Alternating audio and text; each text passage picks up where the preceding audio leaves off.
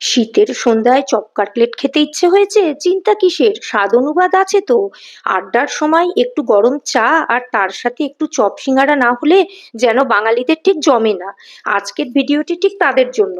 আজকের আড্ডার মধ্যমণি সোয়াবিনের চপ। রেসিপি দেখার আগে চ্যানেলটা একটা বাটিতে সোয়াবিন সেদ্ধ বসালাম।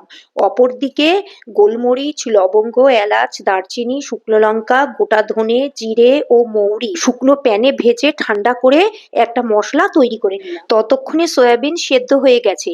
ভালো করে ঠান্ডা জলে ধুয়ে হাতে জলটা চেপে নিয়ে একটা মিক্সিং জারে নিয়ে ভালো করে পেস্ট বানিয়ে নিলাম। এবারে কড়ায় 3 টেবিল স্পুন সর্ষের তেল গরম করে আগে থেকে বেটে রাখা পেঁয়াজ, রসুন ও আদা ভাজতে দিলাম। মশলাটা ভাজা ভাজা হলে ওতে সেদ্ধ করা আলু অ্যাড করে কিছুক্ষণ নেড়ে চেড়ে সোয়াবিন বাটা অ্যাড করে ভালো মতো মিশিয়ে নিলাম।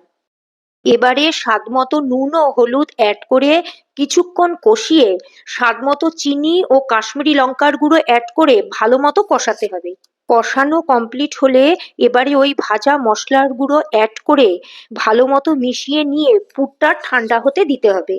এবারে ওই ঠান্ডা করা পুর থেকে অল্প অল্প করে পুর নিয়ে হাতের সাহায্যে নিজের পছন্দ মতো শেপ দিতে হবে।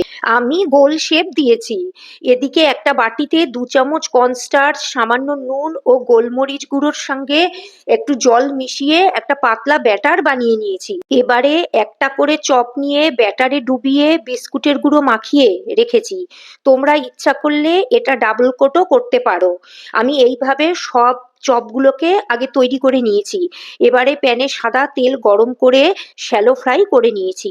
তোমরা ইচ্ছা করলে ডিপ ফ্রাইও করতে পারো।